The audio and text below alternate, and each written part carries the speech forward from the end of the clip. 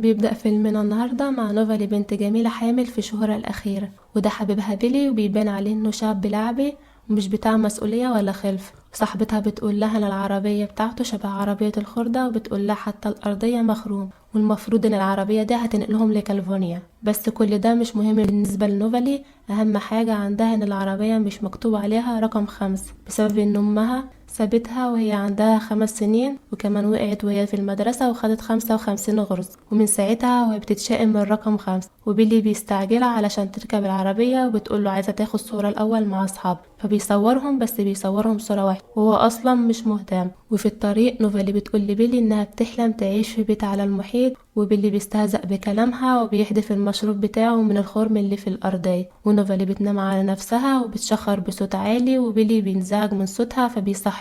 ونوفالي بتتفاجئ إن الجزمة بتاعتها وقعت من الفتح وضاعت منها، وبتقول لبيلي يسمع صوت دقات البيبي بس هو مش مهتم ومكمل في سكته. فنوفالي بتلمح مول على الطريق وبتقوله يقف علشان عايزة تخش الحمام، وبتاخد منه فلوس علشان تشتري جزمة جديدة مكان اللي ضاع.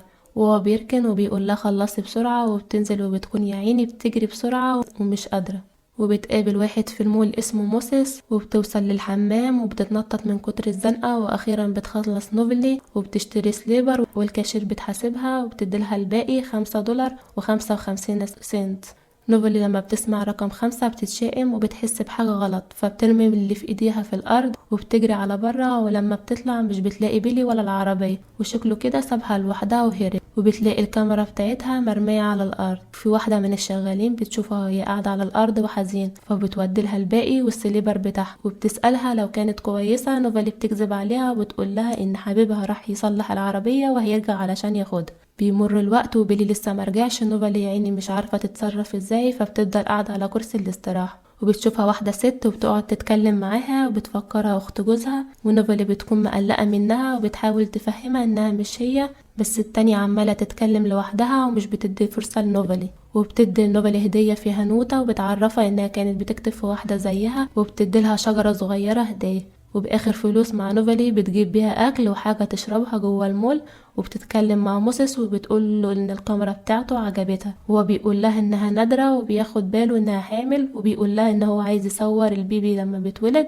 وبيقول لها هتسميه اسم مميز وبيديلها الكارت بتاعه. بعدها بتسمع صوت ان المول خلاص هيقفل، ونوفالي بتحس بشوية تعب وبتخش الحمام وبتقرر انها تفضل جوه لحد ما المول يقفل. وبعد كده بنشوف بيلي الواطي وهو سايق على الطريق وبيلمح بنت واقفة، والعربية بتاعتها بتكون عطلانة، وهو من جدعنته قوي يعني بيوقف العربية علشان يساعدها وهو بالمرة يشقط، وبيعرض عليها انه يوصلها فبتوافق وبتحط الشنط في العربية بتاعته. وبيشوف مع البنت فلوس وبياخدها منها، بس بيقف في شر اعماله وبيقف في اللجنة، والضابط بيقول له ان الحاجات اللي مع البنت دي مسروقة. وبيلي بيحاول يهرب بس بيمسكوه وبيرموه في السجن. ساعتها نوفالي بتكون في المول وهي حزينة، بس بتحاول تضيع وقتها بانها تقرا المجلات وتلعب شوية رياضة، وبتبص من الشباك لحد ما بتنام. تصحى على صوت المنبه وبتاخد شاور في الحمام، وبتبص من الباب وتراقب الموظفين وهم داخلين. ونوفالي بتكون عملت المول بيتها وبتبقى مستمرة على روتينها ده. وبنلاقيها لما بتصحى من النوم بترجع كل حاجة استخدمتها مكانها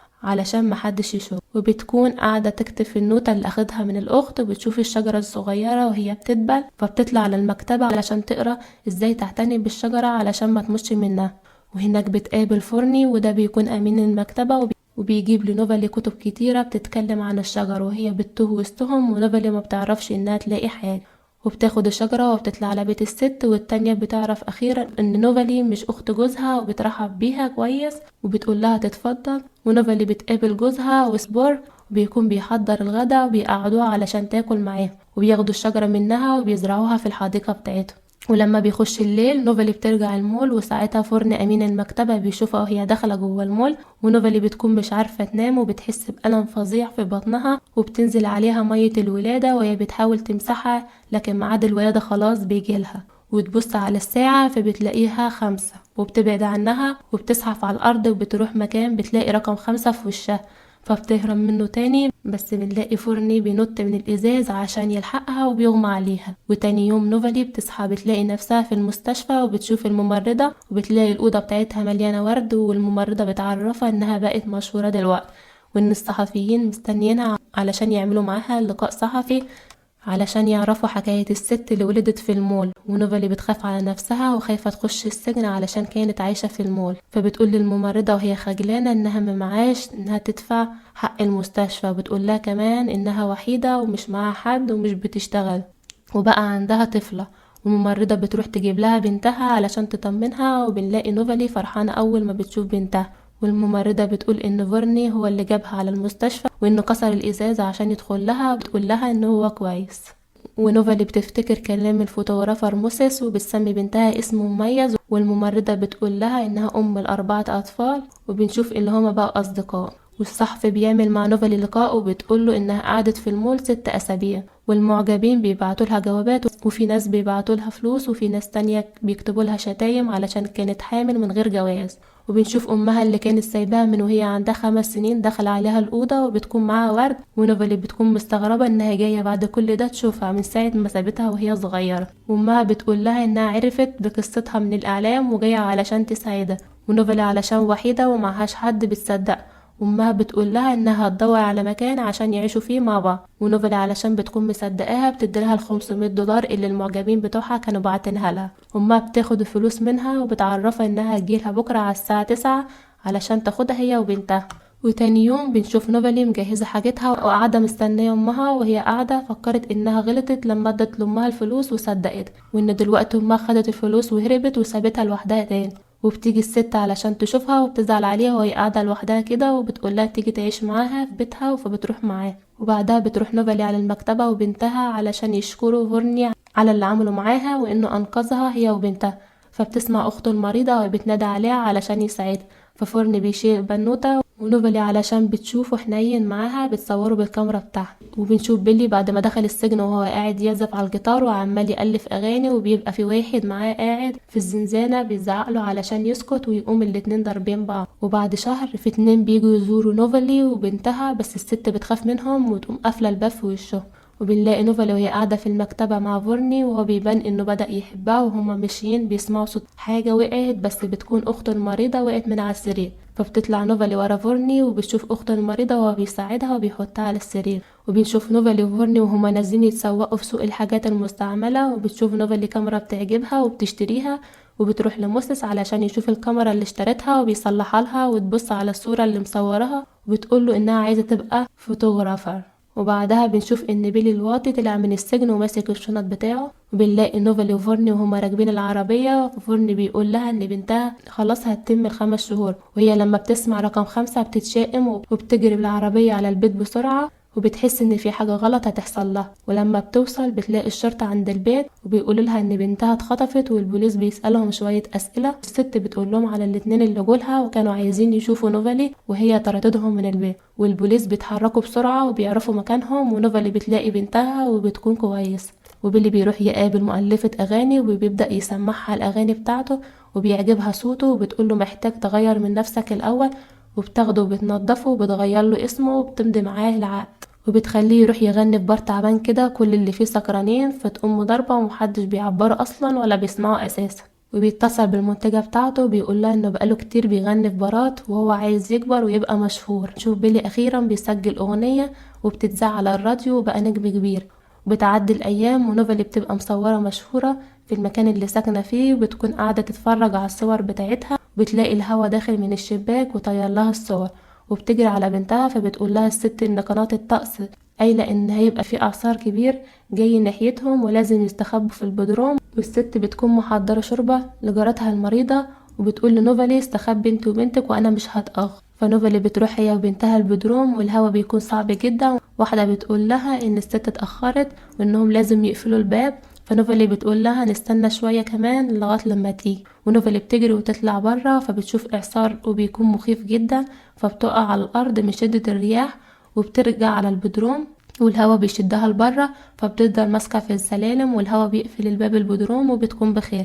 وبعد ما العاصفة تروح بنعرف ان الست ماتت بسبب العاصفة، والبيت اللي كانوا عايشين فيه اتكسر هو كمان. ونوفالي بتصور اخر صورة لبنتها قدام البيت، وبتروح بتوري الصورة لموسيس وبتعجبه جدا. وبعدين صاحبتها الممرضة بتقول لنوفالي ان فورني معجب بيها وبيحبها، ونوفالي بتقول لها ان ما ينفعش يحبها علشان هو من عيلة غنية وخريج كلية. بتقول لها انه يستحق حد في حياته افضل منها. وقت ما بيتكلموا بيلاقوا محامي الست بيقول لها انها كتبت لها كل املاكها باسمها والارض بتاعتها وفلوس حوالي 41,000 دولار. ونوفالي مش بتبقى مصدقة نفسها وبتنبسط، واول حاجة بتعملها انها بتبني البيت من تاني وبترجعه احلى من الاول. وبنروح لبيلي وهو بيشتكي لواحد وبيقول له انه مش عارف يطفش من المنتجة بتاعه وانه عايز يتشهر اكتر، فبيقول له انها مش سهلة وبيحذره منها. وبعدها بنشوف نوفالي وبيلي في مكان واحد وبيكون مستني الاسانسير، وبيشوف نوفالي من ظهرها بس مش بيعرف. ونوفالي بتتكرم وبتاخد جايزة احسن مصورة بسبب الصورة اللي صورتها لبنتها وبتتشهر اكتر. وبيرجع بيلي بيلاقي المنتجة قاعدة مستنياه وبتعرفه المحامي بتاعها، بيقول لها ان مسجون اتهمه انه سرق الاغاني بتاعه، وبتقول له ان مستقبلها الفني ممكن يبوظ بسبب الموضوع ده، فبتضربه بالبوكس في وشه بسبب اللي عمله. وبترجع نوفل البيت بعد التكريم وبتشوف فورني نايم ومعاه بنتها، فبتطلع الكاميرا وبتصورهم هما نايمين. الصبح بيجي اتصال لنوفالي وبتلاقيه ابن الممرضة وبيكلمها وهو خايف، وهي بتحس ان في حاجة غلط وبتركب العربية وبتروح بيتها، فبتلاقي الممرضة واقعة على الارض وبيكون في حد ضربها، فبتاخدها وهي وعيالها وتقعدهم عندها في البيت. وبتشوف فورني الممرضة وهي قاعدة تعيط وحزينة وبتحكي وبتقول لها